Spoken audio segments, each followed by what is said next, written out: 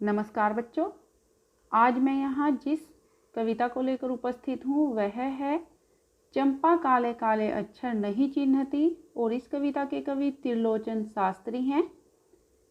यह कविता धरती नामक संग्रह से संकलित है।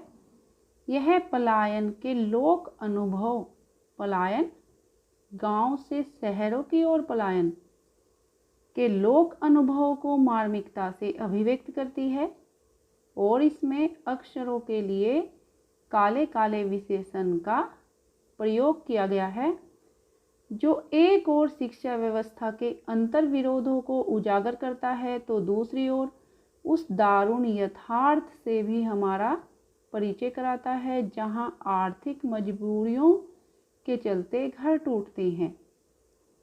तो इस कविता में जब लोग गांव से शहरों की ओर पलायन करते हैं तो वह अपने ही परिवार के लोगों से बिछड़ जाते हैं, दूर हो जाते हैं, जिसे कविता में घर टूटना कहा गया है।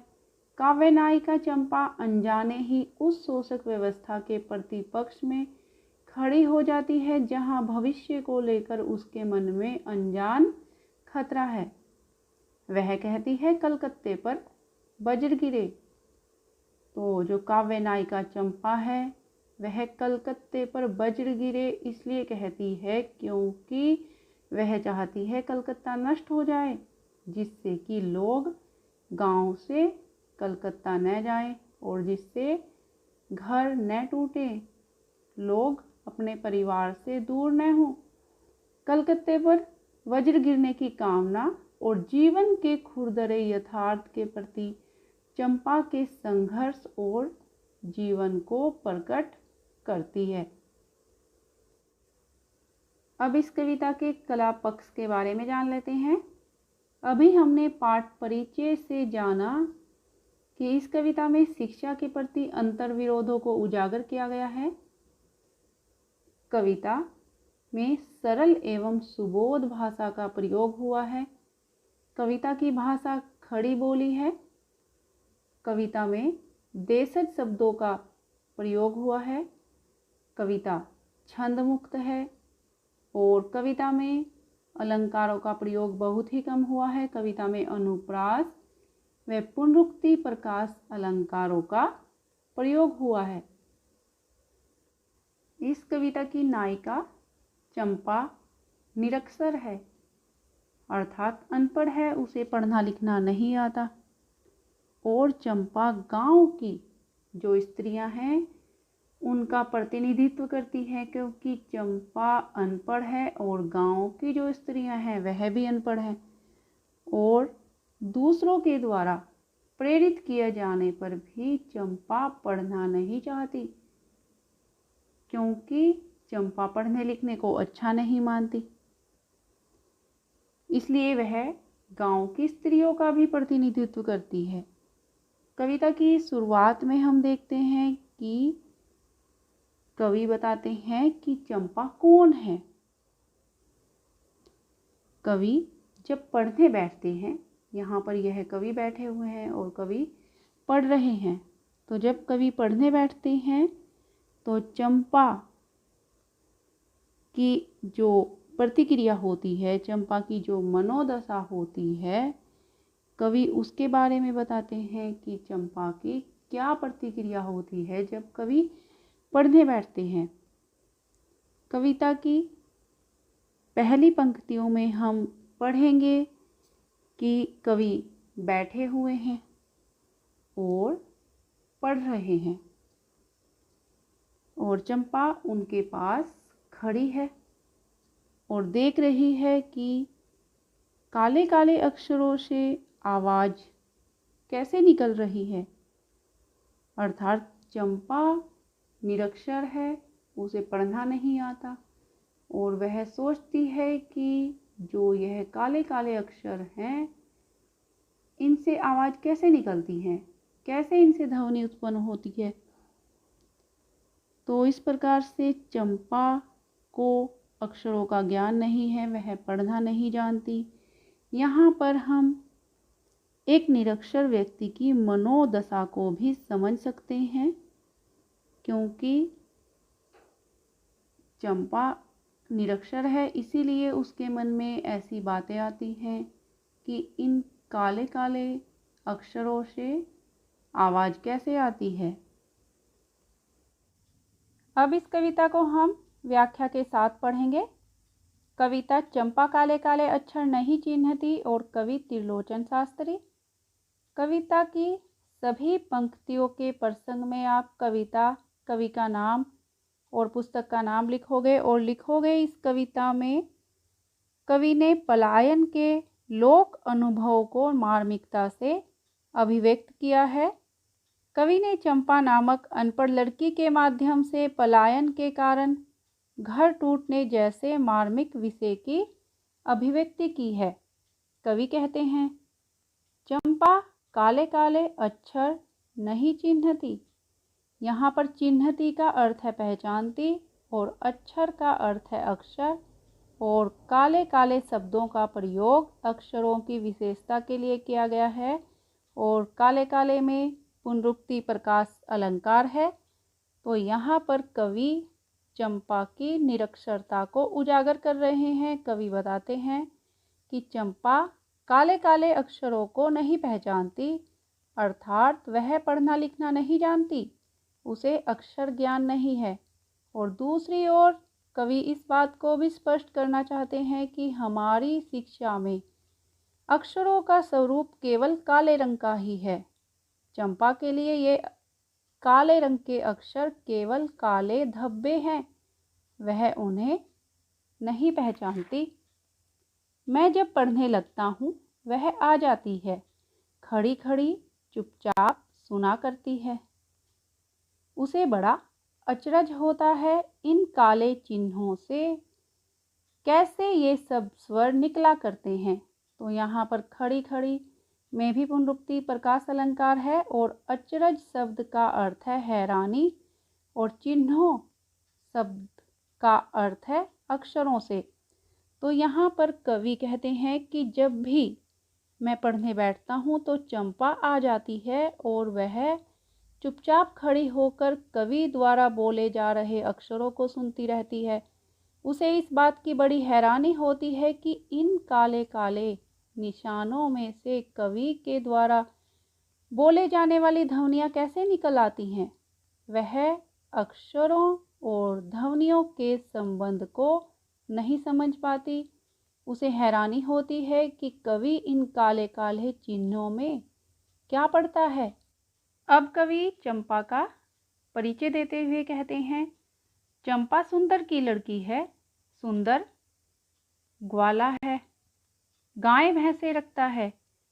चंपा चौपायों को लेकर चरवाही करने जाती है। चंपा अच्छी है, चंचल है। तो यहाँ ग्वाला शब्द का अर्थ है गाय चराने वाला और चौपायों का अर्थ है चार पैरों वाले जानवर जैसे गाय भैंस आदि। और चरवाही कहते हैं जो चौपायों को चराने का काम करता हो, अर्थात जो पशु चराने का काम करता हो। तो कवि यहाँ पर चंपा का परिचय देते हुए कहते हैं कि चंपा गाय चराने वाले ग्वाले सुंदर की बेटी है और सुंदर गाय और भैंसे रखता है, अर्थात सुंदर के पास अनेक गाय भैंसे हैं। इसलिए चंपा भी जानवरों को लेकर चराने के लिए जाती है, अर्थात वह परिवार के कार्यों को करते हुए प्रतिदिन पशुओं को चराने के लिए लेकर जाती है। कहने का तात्पर्य है कि चंपा अपने कर्तव्यों का पालन करती है और चंपा व्यवहार में बहुत अच्छी है और उसका व्यवहार चंचलता से भरा हुआ है। अब कवि चंपा के बारे में बताते हुए कहते हैं कि चंपा नटखट भी है, कभी कभी उधम करती है, कभी कभी वह कलम चुरा लेती है। जैसे तैसे उसे ढूंढकर जब लाता हूँ पाता हूँ अब वह कागज गायब, परेशान फिर हो जाता हूँ। तो कवि यहाँ पर कह रहे हैं कि चंपा शरारती भी है और उसकी भोली शरारतें अच्छी भी लगती हैं। शरारत करते हुए वह कवि की कलम चुरा लेती है। कवि अनेक कोशिशें करके जब कलम ढूंढ कर लाते हैं तो चंपा फिर से शरारत करती है और कवि के कागज को गायब कर देती है। चंपा की ये क्रियाएं कवि को परेशान कर देती हैं। वास्तव में चंपा के लिए शब्द, कलम और कागज कोई महत्व नहीं रखते, क्योंकि चंपा निरक्षर है। वह तो उन्हें शरारत का साधन मानकर उनसे खेलती रहती है। तो यहाँ पर कभी कभी में पुनरुक्ति प्रकाश अलंकार है। अब कवि चंपा के बारे में बताते हुए कहते हैं कि चंपा नटखट भी है, कभी कभी उधम करती है, कभी कभी वह कलम चुरा लेती है। जैसे तैसे उसे ढूंढकर जब लाता हूँ पाता हूँ अब वह कागज गायब, परेशान फिर हो जाता हूँ। तो कवि यहाँ पर कह रहे हैं कि चंपा शरारती भी है और उसकी भोली शरारतें अच्छी भी लगती हैं। शरारत करते हुए वह कवि की कलम चुरा लेती है। कवि अनेक कोशिशें करके जब कलम ढूंढ कर लाते हैं तो चंपा फिर से शरारत करती है और कवि के कागज को गायब कर देती है। चंपा की ये क्रियाएं कवि को परेशान कर देती हैं। वास्तव में चंपा के लिए शब्द, कलम और कागज कोई महत्व नहीं रखते, क्योंकि चंपा निरक्षर है। वह तो उन्हें शरारत का साधन मानकर उनसे खेलती रहती है। तो यहाँ पर कभी कभी में पुनरुक्ति प्रकाश अलंकार है।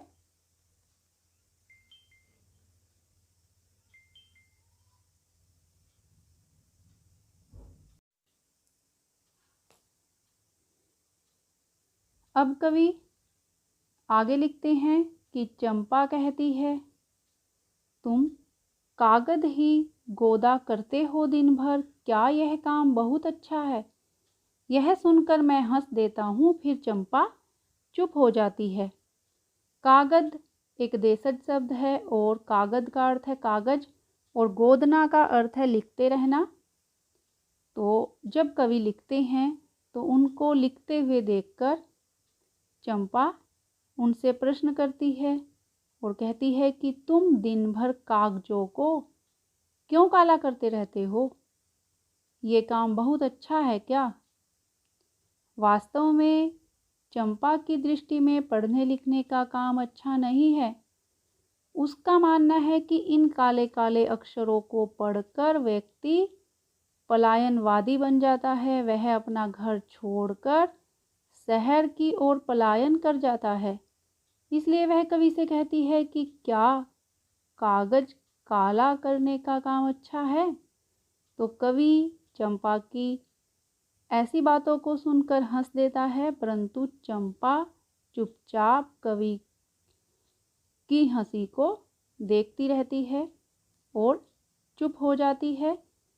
कवि आगे लिखते हैं, उस दिन चंपा आई, मैंने कहा कि चंपा तुम भी पढ़ लो, हारे गाढ़े काम सरेगा। गांधी बाबा की इच्छा है सब जन पढ़ना लिखना सीखें। हारे गाढ़े काम सरेगा का अर्थ है कि कठिनाई के समय में अर्थात मुसीबत के समय में काम आएगा, और जन शब्द का अर्थ है आदमी। तो कवि यहाँ बताते हैं कि जब एक दिन चंपा आई तो मैंने उसे शिक्षा के महत्व के बारे में बताया, और कवि ने चंपा से कहा कि तुम भी पढ़ना लिखना सीख लो, कठिनाई के समय में यह तुम्हारे काम आएगा। और कवि चंपा को विश्वास दिलाने के लिए समझाते हैं कि गांधी जी भी यही चाहते हैं कि हर आदमी पढ़ना लिखना सीखे। कवि चाहता है कि चंपा निरक्षरता से मुक्ति पाए और पढ़ने के महत्व को समझे।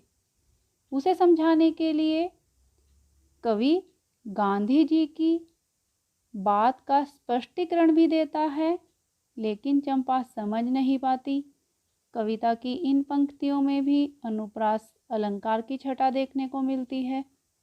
चंपा ने यह कहा कि मैं तो नहीं पढ़ूंगी, तुम तो कहते थे गांधी बाबा अच्छे हैं, वे पढ़ने लिखने की कैसे बात कहेंगे।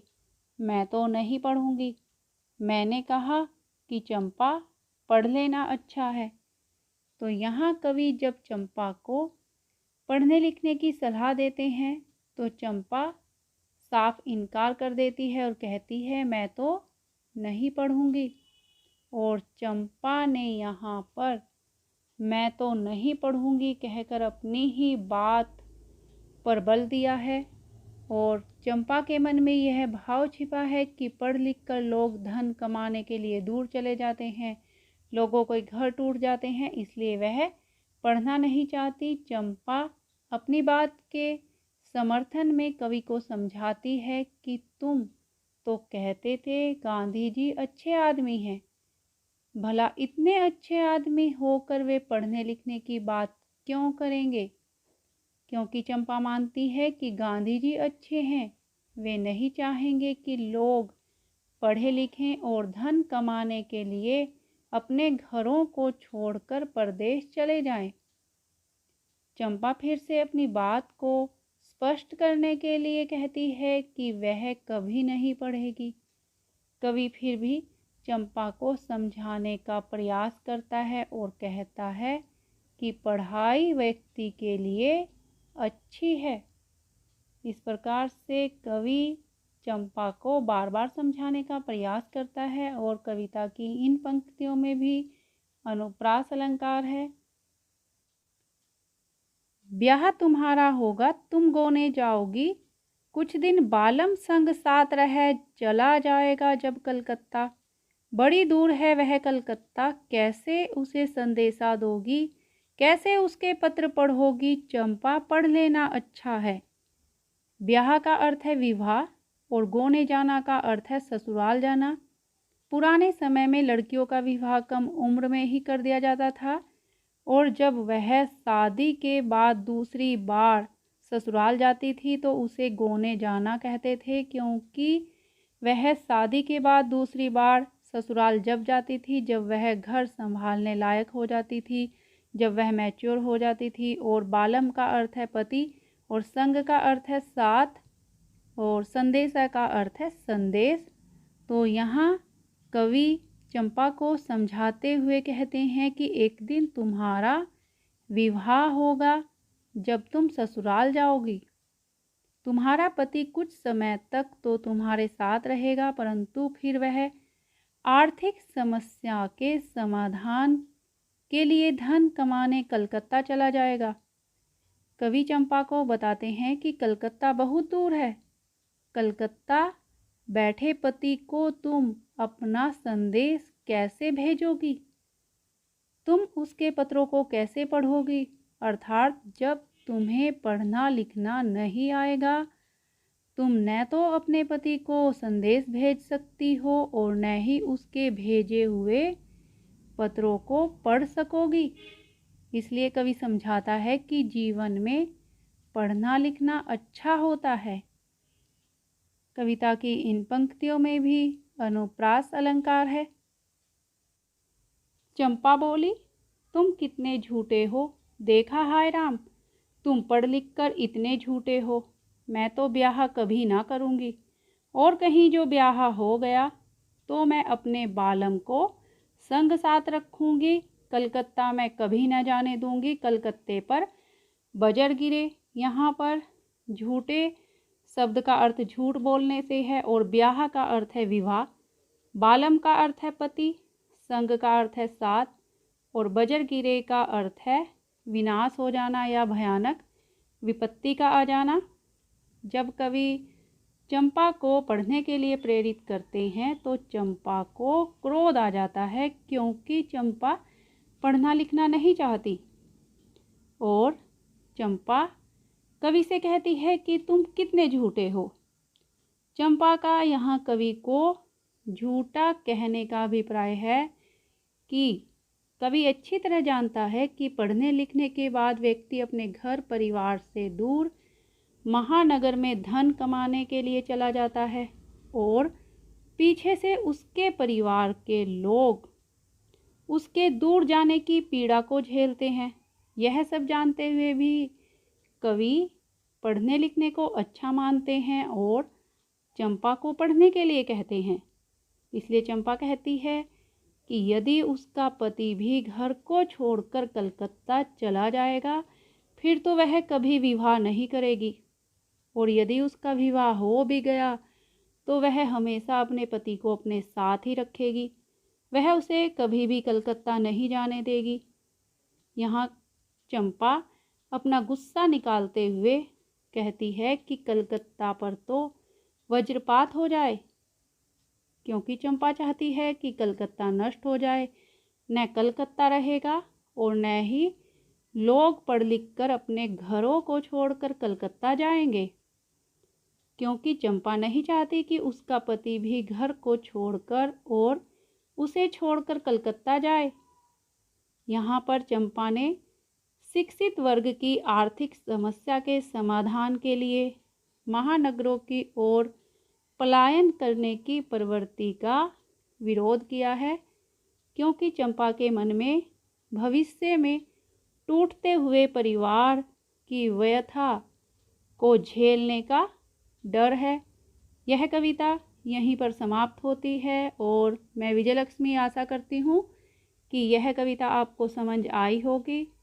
धन्यवाद।